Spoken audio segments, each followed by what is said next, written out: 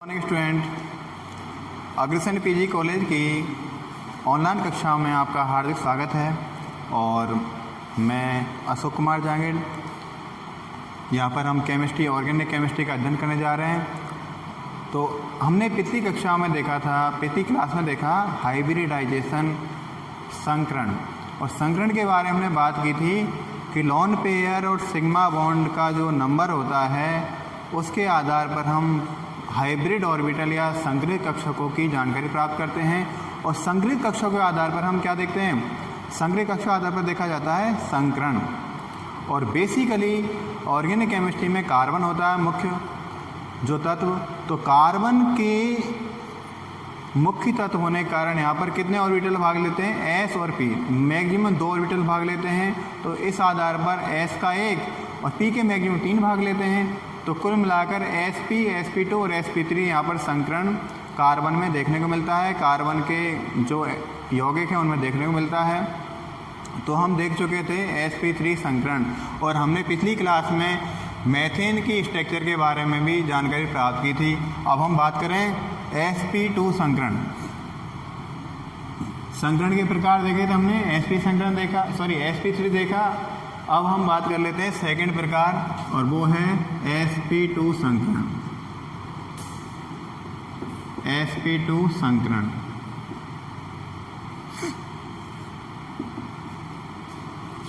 यहाँ पर देखें,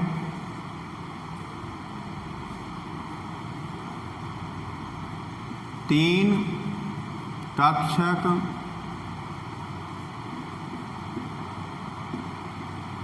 संकरण में भाग लेते हैं।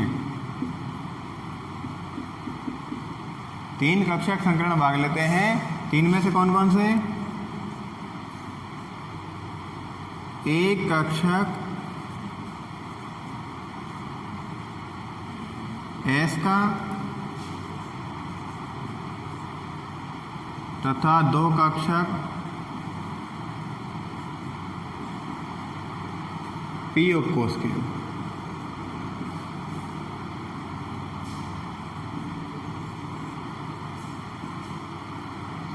दो कक्षक कौन से हो जाएंगे? Px और दूसरा Py।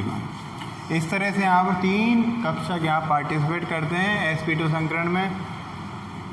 और इस तरह हो जाता है, इसको हम और देख लेते हैं थोड़ा सा। S + Px + Py, that means हो जाएगा S Px Py, और इसको बोलते हैं हम sp2।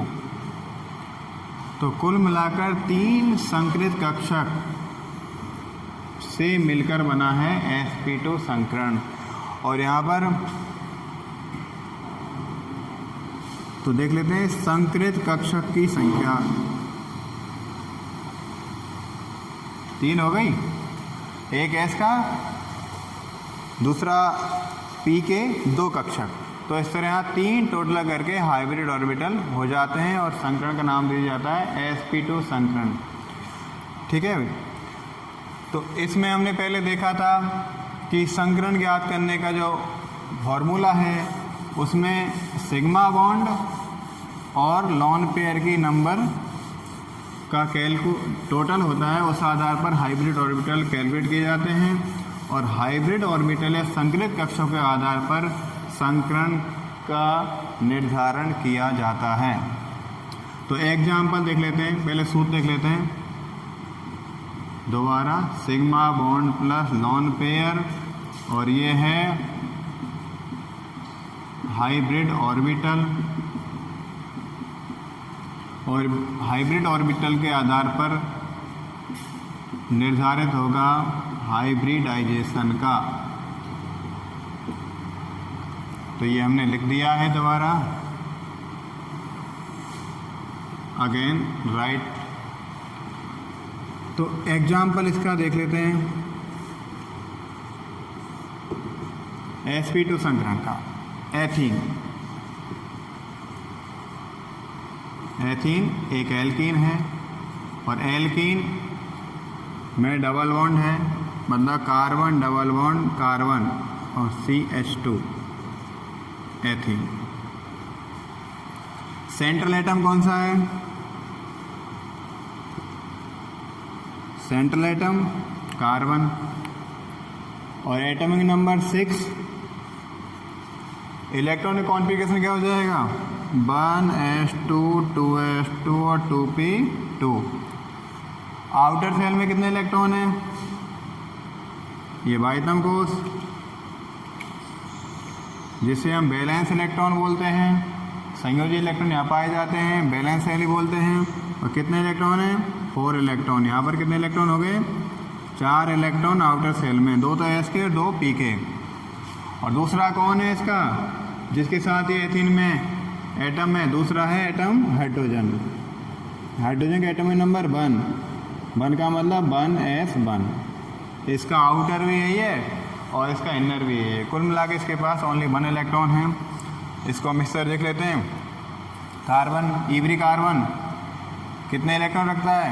4 इलेक्ट्रॉन, 1 2 3 और 4। दूसरा कार्बन, इसके पास 1 2 3 और 4। कितनी हाइड्रोजन है एक कार्बन के पास? 2 हाइड्रोजन। और प्रत्येक हाइड्रोजन के पास कितने इलेक्ट्रॉन हैं? 1 इलेक्ट्रॉन। तो हमने इसको इस फॉर्म में लिख दिया ताकि आप समझ सके सही ढंग से। और every bond have a 2 electron. कितने इलेक्ट्रॉन रखता है प्रत्येक बंध? 2 इलेक्ट्रॉन रखता है। तो यहाँ पर देख सकते हैं इस कार्बन का 1 इलेक्ट्रॉन और इसका 1 इलेक्ट्रॉन, इसका 1 इलेक्ट्रॉन, इसका 1 इलेक्ट्रॉन। कुल मिलाकर कार्बन के बीच में 4 इलेक्ट्रॉन है। तो 4 इलेक्ट्रॉन का मतलब 2 बंध बन जाएंगे। और इसी तरह carbon hydrogen 1 1, carbon hydrogen 1 1, carbon hydrogen 1 1 और कार्बन हाइड्रोजन 1 1। तो आप देख सकते हैं ये बिंदु स्ट्रक्चर, लुईस स्ट्रक्चर मैंने बनाया था, डायरेक्ट सीधा बना दिया मैंने। और यहाँ पर एक बात ध्यान रखने वाली बात है, every single bond sigma bond होता है और एवरी डबल बॉन्ड उसमें एक सिग्मा और एक पाई बंद होता है। और ये हम पाई बंद मान लेते हैं ऊपर वाले को, नीचे वाले सिग्मा बंद मान लेंगे। इसको सिग्मा, इसको भी सिग्मा, ये सिंगल सिग्मा, ये सिग्मा। 2 कार्बन है। अब ये नहीं है कि दोनों कार्बन का ही संकलन निकाल लें, टोटल करके साहब 1 2 3 4 5 सिग्मा बॉन्ड हो गए। ऐसे नहीं करेंगे, 5 का सिग्मा बॉन्ड कैलकुलेट कर दिए, गलत हो जाएगा। आपको एक ही एटम देखना है। अच्छा, इधर वाला कार्बन अच्छा लगे तो इसको देख लो। यदि ये ज़्यादा अच्छा लग रहा है इसको देख सकते हैं। मुझे ये ज़्यादा अच्छा लग रहा है, तो यहाँ सिग्मा बॉन्ड कितने? सिग्मा बॉन्ड कितने इसके पास? 1 2 3। इस कार्बन को कितने सिग्मा बॉन्ड गिर रखा है? 1 2 3। इसको भी 1 2 3। कोई एक हमें सेलेक्ट करना है। लॉन पेयर कितने? लॉन पेयर ऐसे इलेक्ट्रॉन जो बॉन्डिंग में भाग नहीं लेते, इलेक्ट्रॉनों का वह जोड़ा जो रासायनिक बंधन में पार्टिसिपेट नहीं करता, भाग नहीं लेता, उन्हें हम नॉन बॉन्डिंग इलेक्ट्रॉन पेयर या अबंधी इलेक्ट्रॉन युग्म कहते हैं। और यह जनरली हम बोलते हैं एकाकी इलेक्ट्रॉन युग्म, या हम यहाँ क्या किससे बोल रहे हैं? लॉन पेयर, एकाकी युग्म। कितना है भैया? कोई इलेक्ट्रॉन बचा? कार्बन के पास 4 इलेक्ट्रॉन थे, 1 2 3 4, चारों ने भाग ले लिया, सब बिजी हैं, कोई फ्री नहीं है।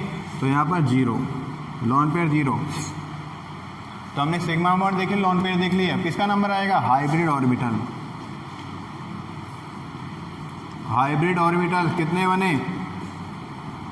3 और 0, 3 हाइब्रिड ऑर्बिटल हैं। तो हाइब्रिडाइजेशन में कितने ऑर्बिटल भाग ले रहे हैं? 3। और मैंने पहले बता दिया था 3 में एक तो है एस का और 2 हैं पी के। तो हाइब्रिडाइजेशन मतलब क्या हो जाएगा इसका? कितना होगा हाइब्रिडाइजेशन? एक तो एस और पी एक्स पी वाई बराबर sp2। तो संकरण कौन सा हो गया? sp2। और इसकी जो संकरण के बाद पहला बॉन्ड तो हाइब्रिड ऑर्बिटल, दूसरा कौन सा? संकरण। और तीसरा कौन सा हो जाता है? तीसरा होता है शेप। अब देखिए शेप इसकी sp2 संकरण होने के कारण कौन सी हो जाएगी? ट्राइगोनल या त्रिकोणीय।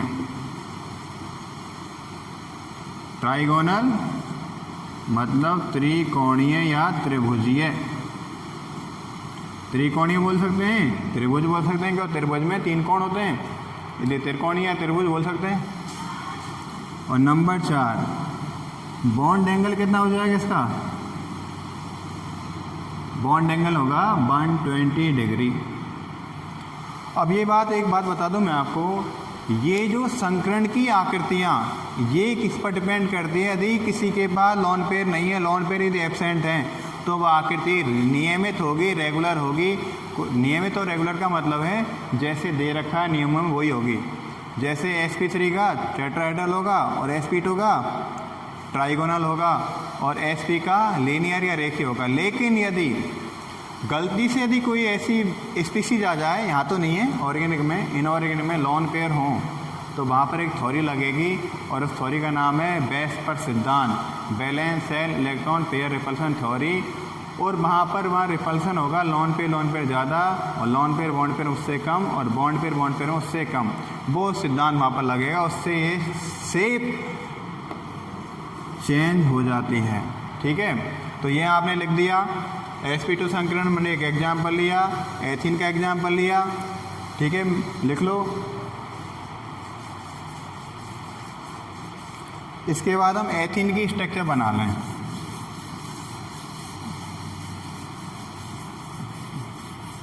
स्ट्रक्चर देख लेते हैं नॉर्मली।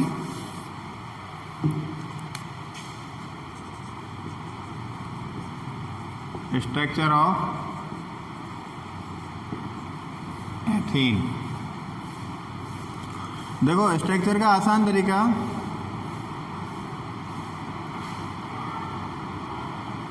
कार्बन, दूसरा कौन है? कार्बन। एक इसमें कौन सा बॉन्ड बन रहा है? Sigma bond. सिग्मा बॉन्ड हमेशा एक्सियल ओवरलैपिंग या समाक्षीय अतिव्यापन द्वारा बनते हैं। तो हमने सिग्मा बॉन्ड एक बना लेना है। सिग्मा बॉन्ड बन गया भाई एक। ठीक है, ये जैसे x और ये bx।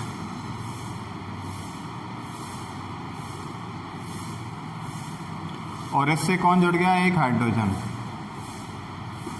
ओवरलैप कर दिया है।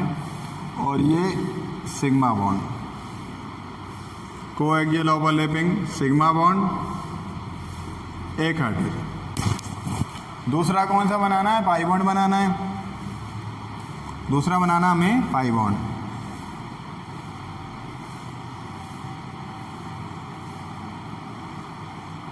पाई बॉन्ड में हमेशा कोएक्सियल ओवरलैपिंग होता है। कोएक्सियल ओवरलैपिंग का मतलब, कोएक्सियल ओवरलैपिंग तो होता है, समाक्षीय अतिव्यापन होता है सिग्मा बॉन्ड के लिए, माफ करना, ये होता है कोलैटरल ओवरलैपिंग, मतलब समपार्श्वीय अतिव्यापन। समपार्श्वीय अतिव्यापन के द्वारा एक बॉन्ड फॉर्मेशन होता है जिसे हम बोलते हैं पाई बॉन्ड फॉर्मेशन। और पाई बॉन्ड एक दुर्बल बॉन्ड होता है क्योंकि ये अक्ष के ऊपर और अक्ष के नीचे मूवमेंट करता रहता है। इसलिए पाई बॉन्ड में इलेक्ट्रॉन जो पाए जाते हैं उन्हें मोबाइल इलेक्ट्रॉन बोलते हैं, गतिशील इलेक्ट्रॉन कहते हैं। इसी कारण से ये बॉन्ड कमज़ोर या वीक होता है। क्यों? क्योंकि इसके इलेक्ट्रॉन की पावर ऊपर और नीचे जाने से कमज़ोर हो जाती है। यदि हम एक एग्जाम्पल लें, डबल मंजिल वाली कोई बिल्डिंग है, एक व्यक्ति एक नौकर है और वो नीचे बिल्डिंग में भी काम करता है, ऊपर भी काम करता है। नीचे वाले मालिक कहते हैं ये काम करो, ऊपर वाले कहते हैं ये काम करो एक समय पर, तो बेचारा परेशान हो जाएगा, वो क्रस का दुर्बल हो जाएगा, उसकी जो काम करने की क्षमता है वो कम हो जाएगी। और एक व्यक्ति एक ही बिल्डिंग में काम कर रहा है, एक ही जगह काम कर रहा है, उसकी पावर ज़्यादा हो जाएगी। तो सिग्मा बॉन्ड तो क्या है? अक्षीय अतिव्यापन है। और पाई बॉन्ड कभी ऊपर कभी नीचे काम करता रहता है, तो इस तरह से इसकी पावर कम हो जाएगी, इसे वीक बॉन्ड बोलेंगे। दूसरा कौन सा है भाई? एक तो जेड ले लिया और एक हमने ले लिया एक्स ले लिया। एक्स और ये वाई, ये वाई अक्ष, ये वाई अक्ष, ये वाई अक्ष। जेड पाई में काउंट हो गया और वाई किस में काउंट कर लेते हैं? वाई एच के साथ सिग्मा बॉन्ड बनाने में और ये बाई H के साथ सिग्मा बॉन्ड बना लेता है। तो कुल मिलाकर एक तो X और एक बाई, तो ये PX और ये कौन सा का P बाई, और ये PX और ये कौन सा का P बाई। तो देख लेना PX और P बाई किसके साथ ओवरलैप कर रहे हैं, हाइड्रोजन के साथ ओवरलैप कर रहे हैं। ये एक्सियल ओवरलैपिंग होगा और एक्सियल ओवरलैपिंग होने के कारण यहाँ पर दो सिग्मा बॉन्ड फॉर्मेट हो जाएंगे और दो सिग्मा बॉन्ड इधर फॉर्मेट हो गए कार्बन और हाइड्रोजन, कार्बन और हाइड्रोजन के मध्य, और एक सिग्मा बॉन्ड फॉर्मेट हो गया कार्बन और कार्बन के बिटवीन अक्षीय अतिव्यापन द्वारा। तो इस तरह से यहाँ पर हम देख सकते हैं ये किसकी फिगर हो जाएगी, फिगर एथीन, ये एथीन का चित्र। और आप देख सकते हैं sp2 संकरण, फिगर एथीन और sp2 हाइब्रिडाइजेशन, sp2 संकरण हाइब्रिडाइजेशन। ठीक है भाई, ये तो एथीन की स्ट्रक्चर कंप्लीट हुई। और आप दोबारा बताता हूँ मैं आपको, sp2 में दो तो p के ऑर्बिटल भाग लेते हैं और एक s का भाग लेता है। और आप देख सकते हैं यहाँ पर दो p के हैं, px p बाई, और एक किसका है, s का। और s किसका है, s कौन आ रहा है, हाइड्रोजन के। हाइड्रोजन के पास s है, हाइड्रोजन अपना s दिया और p ने अपने px p बाई दिए, कार्बन ने अपने px p बाई दिए। इस तरह से यहाँ पर एथीन में दो बॉन्ड होते हैं, एक पाई और सिग्मा। सिग्मा काउंट होगा हाइब्रिड ऑर्बिटल के लिए और हाइब्रिड ऑर्बिटल के आधार पर हाइब्रिडाइजेशन का निर्धारण किया जाएगा। ठीक है भाई, आप इस तरह से बना सकते हैं, नो प्रॉब्लम।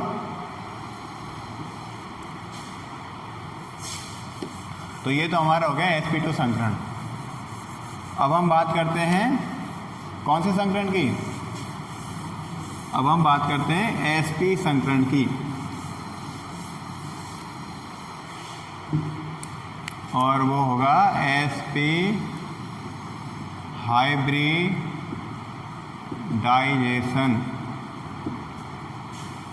मतलब तीसरा नंबर का जो संकरण है वो है sp संकरण।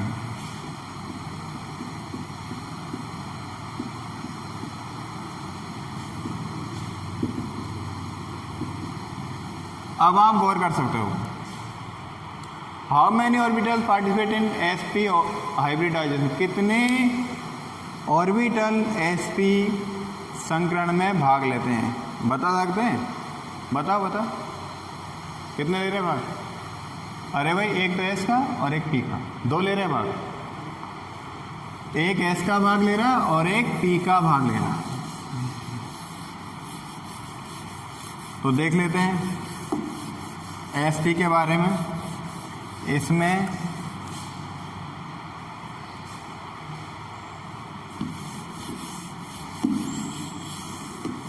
हाँ जी, sp के बारे में डायरेक्ट लिख देता हूँ। इस संकरण में दो संकृत कक्षक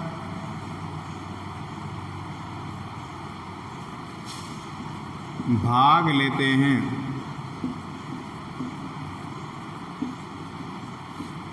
इस संकरण में दो संक्रिय कक्षक भाग लेते हैं और वो कौन कौन से हैं, दो संक्रिय कक्षक S एंड PX, दो भाग लेते हैं, एक तो S और दूसरा PX बराबर SPX संकरण। इसको हम क्या बोल सकते हैं, SPX संकरण। कितने संक्रिय कक्षक भाग ले रहे हैं, दो, एक तो S वाला और एक P कक्षक, तो दो भाग ले रहे हैं। एग्जाम्पल देख लेंगे इसका, एग्जाम्पल और एग्जाम्पल हो जाएगा एथाइन। एथाइन का मतलब है कार्बन कार्बन के बिटवीन ट्रिपल बॉन्ड और कार्बन हाइड्रोजन के बिटवीन सिंगल बॉन्ड, ये एथाइन। अब एथाइन में देख लो, हाँ भाई, कार्बन सेंट्रल एटम कौन सा है, कार्बन, इलेक्ट्रॉन 6, इलेक्ट्रॉन विन्यास 1s2 2s2 2p2। कितने ऑर्बिट इलेक्ट्रॉन हो गए आउटर सेल में? 4 इलेक्ट्रॉन। और हाइड्रोजन 1 1s1। तो क्या स्थिति हो जाएगी इसकी? कार्बन के पास हाउ मेनी इलेक्ट्रॉन? कितने हैं कार्बन के पास? 3 इलेक्ट्रॉन है, 1 2 3। और इसके पास कितने? एक इधर बच गया। दूसरे के पास 1 2 और 3 अलग अलग दर्शा दी मैंने, है ना। और एक इधर बच गया। तो कार्बन के पास, प्रत्येक कार्बन के पास 4 इलेक्ट्रॉन है। इसको हमने इस तरह से प्रदर्शित कर दिया। और कितने हाइड्रोजन है भाई इसमें? फॉर्मूला में एक कार्बन के पास 1 हाइड्रोजन, तो 1 हाइड्रोजन है। इसके पास कितनी हाइड्रोजन है? 1 हाइड्रोजन है। तो देख लेते हैं, 2 इलेक्ट्रॉन 1 1, 2 इलेक्ट्रॉन 1 1, 2 इलेक्ट्रॉन 1 1, 2 इलेक्ट्रॉन 1 1 हो गए 1। और ये बात हम बता चुके पहले, प्रत्येक सिंगल बॉन्ड कौन सा बॉन्ड होता है? सिग्मा बॉन्ड होता है। तो ये सिंगल बॉन्ड सिग्मा बॉन्ड। प्रत्येक ट्रिपल बॉन्ड में 2 पाई बंद होते हैं और 1 सिग्मा बंद होता है। तो ट्रिपल बॉन्ड थे, ऊपर नीचे वाले पाई बॉन्ड, बीच वाला कौन सा? अक्षीय अतिव्यापन से बनेगा, बस सिग्मा बॉन्ड हो जाएगा। तो आप देख सकते हैं सेंट्रल एटम, एक कार्बन देखना है, चाहे इधर वाला चाहे इधर वाला। तो इसमें क्या होगा? सिग्मा बॉन्ड कितने हो जाएंगे? सिग्मा बॉन्ड बराबर एक कार्बन कितने? 2। एक कार्बन 2 सिग्मा बॉन्ड से घिरा हुआ है। और आप देखना इस कार्बन के चारों इलेक्ट्रॉन बिजी हैं बॉन्ड फॉर्मेशन में। तो इसके पास कोई इलेक्ट्रॉन फालतू नहीं है। फालतू इलेक्ट्रॉन का मतलब कोई इलेक्ट्रॉन पेयर नहीं है, कोई लॉन पेयर यहाँ पर नहीं है। लॉन पेयर क्या है? एब्सेंट। लॉन पेयर बराबर 0। तो क्या हो जाएगा? Hybrid orbital. हाइब्रिड ऑर्बिटल्स कितने हो जाएंगे? 2। तो हाइब्रिडाइजेशन क्या हो जाएगा? हाइब्रिडाइजेशन हो जाएगा, एक तो एस कक्षक और एक पी कक्षक। तो हाइब्रिडाइजेशन sp। कौन सा संकरण हो जाएगा? sp संकरण।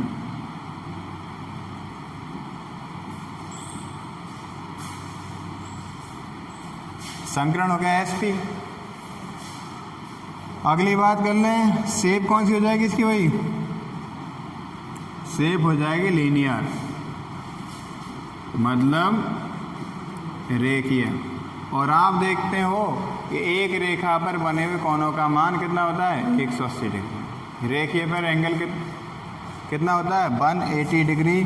तो बॉन्ड एंगल कितना हो जाएगा इसका? Bond angle 180 degree. तो ये तो बात हो गई किसकी? एथाइन के संकरण की। अब एथाइन के संकरण कौन बचा?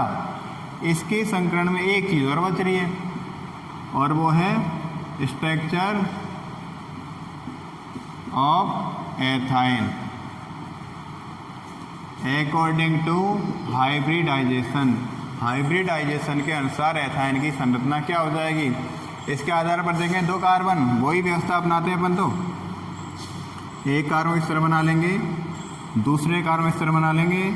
और ध्यान देना, दोनों कार्बन के मध्य में एक सिग्मा बॉन्ड है, और सिग्मा बॉन्ड अक्षीय अतिव्यापन से बनता है। ज़्यादा दिमाग लगाने की बिल्कुल ज़रूरत नहीं है इनमें। और ये बना दिया सिग्मा बॉन्ड, ठीक। और कौन सा था ये? एक्स। ये कौन सा है? X, P x. तो कौन सी वाली अक्षर ले ली हमने? P x. इसकी पी एक्स और ये पी एक्स। दूसरा कौन सा ले रहे हैं? हाइड्रोजन। पहले तो इसे कंप्लीट कर लो। तो हाइड्रोजन और हाइड्रोजन के पास कौन है? एस ऑर्बिटल है। तो ये हो गया सिग्मा बॉन्ड। सिग्मा बॉन्ड बन गए भाई। संकरण का काम कर लिया। पाई बॉन्ड बना लेते हैं। पाई बॉन्ड का मतलब सम पार्श्वीय अतिव्यापन। तो ये हो गया पी वाई लिख लेता हूँ। ऐसा कोई जरूर नहीं, कोई पहले लिखो, अपने हिसाब से लिख सकते हो। जोन सा पहला अच्छा लगे पी जेड में वो लिख दो, पी वाई। ये कौन सा हो गया? पाई, पहला पाई बॉन्ड, एक पाई बंद, चलो कोई बात नहीं। और दूसरा कौन है, अब कौन सा बच रहा है भाई, जेड। तो ये पी जेड, ये पी जेड, ये पी जेड। तो दूसरा पी जेड को हम ले लेते हैं इस तरह, पी जेड। तो ये पाई P Z overlapping, P Z overlapping हो जाएगा। इसमें देख लो आप, इसमें थोड़ा देखता हूँ मैं यार, इस तरह कर दो, पी जेड, ये पी जेड ओवरलैपिंग। तो ये हो गया पाई। तो दो बनेंगे पाई बॉन्ड किसके बिटवीन बन रहे हैं, पी जेड सम पार्थिव वेपन, पी बाई सम पार्थिव वेपन, और पी एक्स के मध्य में कौन सा होगा, सम अक्षीय अतिव्यापन, और बनेगा यहाँ पर सिग्मा बंध। और इस तरह से ये फिगर किसकी हो जाएगी, ये फिगर है structure of ethyne sp hybridisation. sp संकरण के बारे में हमने चर्चा खत्म हो गई। और यहाँ पर हमने देख लिया संकरण, हमने नोटिस किया था संकरण में ऑर्गेनिक केमिस्ट्री मुख्य रूप से 3 प्रकार के संकरण है, sp3, sp2 और sp संकरण। एल्केन में sp3 संकरण पाया जाता है, एल्कीन में sp2 और एल्काइन में sp संकरण पाया जाता है। और sp3 की आकृति टेट्राहेड्रल होती है, sp2 की ट्राइगोनल होती है, और sp की आकृति लीनियर या रेखीय होती है। और इसी तरह से हमने तीनों संकरण के बारे में अध्ययन किया, और ये आपकी समझ में आया होगा, मुझे आशा है, पूर्ण विश्वास है।